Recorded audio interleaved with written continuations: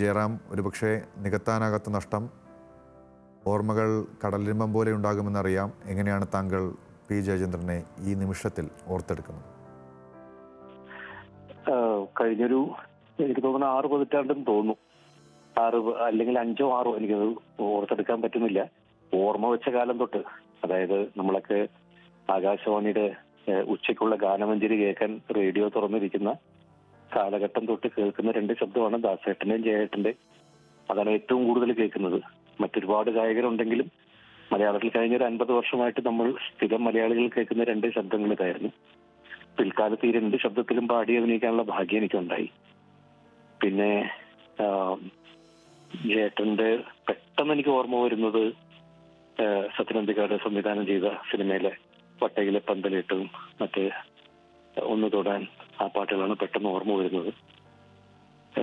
കൂടാതെ ജയേട്ടനുമായിട്ട് എനിക്കൊരു വേറെ ബന്ധം എന്ന് പറയാനായിട്ട്, ജയേട്ടൻ നന്നായിട്ട് ചെണ്ട കൊട്ടും. അതുകൊണ്ട് എന്നെ കാണുമ്പോൾ മുഴുവൻ പാട്ടിനേക്കാൾ കൂടുതൽ ചെണ്ടയുടെ കാര്യങ്ങളാണ് സംസാരിക്കുക. അപ്പോ പഞ്ചാരി കയ്യും കോലും വെച്ചിട്ടാണ് കൊട്ടേണ്ടത്. പല സ്ഥലത്തും 2 കോല് വെച്ച് കൊട്ടുന്നു, അതെന്താണ് അങ്ങനെ. അതേപോലെ അങ്ങനെ ഒരുപാട് കാര്യങ്ങൾ, ചെണ്ടയെ കുറിച്ചുള്ള കാര്യങ്ങളാണ് കൂടുതലും ചോദിക്കുക. അപ്പോ നല്ല ബന്ധമായിരുന്നു.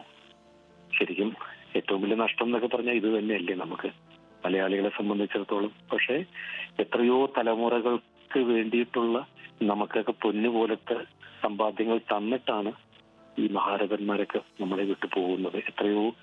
ഇനി എത്ര ജനറേഷനിലേക്ക് ഈ ശബ്ദം മലയാളികളുടെ കൂടെ തന്നെ ഉണ്ടാവില്ലേ, കൂടെ തന്നെ ഉണ്ടാവില്ലേ.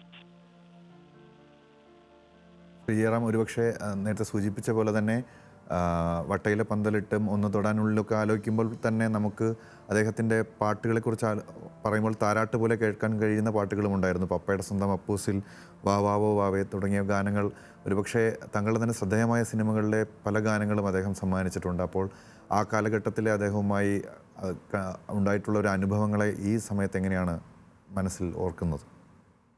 നമ്മൾ മറ്റ് ഒരു ഗായകരെയും കുറച്ച് പറയുന്നതല്ല, പക്ഷെ ജയത്തിന്റെ ശബ്ദത്തിന് ഈ അവസാന കാലഘട്ടം വരെ ഒരനക്കം തട്ടിയിട്ടില്ല എന്നുള്ളതാണ്.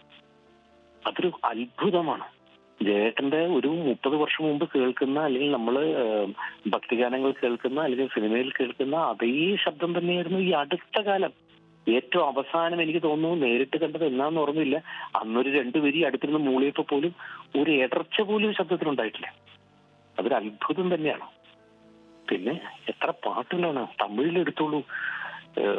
രാസാത്തിയൊന്നെയൊക്കെയാണ് ആൾക്കാരുടെ വളരെ ഇതെങ്കിൽ അതിനേക്കാളൊക്കെ എത്രയോ മുമ്പ് ഭാരതരാജയുടെയൊക്കെ പടത്തിലെ മറ്റേ കിഴക്കേ പോവും റെയിലിലേക്ക് മാഞ്ചോലേക്ക് കിളിതാനോ മാന്താനോ എന്നുള്ള പാട്ടൊക്കെ എന്താണ്, നമ്മളൊക്കെ സ്കൂളിലും കോളേജിലും പഠിക്കുമ്പോൾ മൂളി നടന്ന പാട്ടുകളല്ലേ.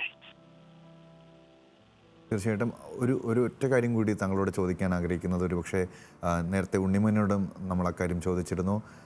ഒരു മലയാളികളെ സംബന്ധിച്ചിടത്തോളം, അല്ലെങ്കിൽ മലയാളത്തിലെ ഗാനങ്ങൾ നമ്മൾ ഒരുപക്ഷെ ഒരുപാട് പഴയ ഗാനങ്ങളൊക്കെ തന്നെ അദ്ദേഹത്തെക്കുറിച്ച് ഓർത്തെടുക്കാറുണ്ട്. തമിഴിലും സമാനമായ രീതിയിൽ പാടിയ എല്ലാ ഗാനങ്ങളും ഒരുപക്ഷെ ഹിറ്റായിരുന്നു എന്ന് വേണം പറയാൻ. ഇളയരാജ ഉൾപ്പെടെ വളരെ പ്രിയപ്പെട്ട ഗായകനായിട്ടാണ് അദ്ദേഹത്തെ കണ്ടിരുന്നത്. അപ്പോൾ തമിഴ് ഇൻഡസ്ട്രിയിൽ വർക്ക് ചെയ്തിട്ടുള്ള ഒരാൾ, അല്ലെങ്കിൽ കൂടുതൽ വർക്ക് ചെയ്തിട്ടുള്ള ഒരാൾ എന്നുള്ള നിലയിൽ കൂടി ചോദിക്കുകയാണ്, അവിടുത്തെ പി ജയചന്ദ്രനെ എങ്ങനെയായിരിക്കും ഈ നിമിഷം ആളുകൾ ഓർക്കുക? എനിക്ക് എങ്ങനെയെന്ന് പറയാൻ കഴിയുന്നില്ല. എങ്കിലും രാജാ സാറുമായിട്ട് ചേർന്നിട്ട് എത്ര പാട്ടുകളാണ് സാർ.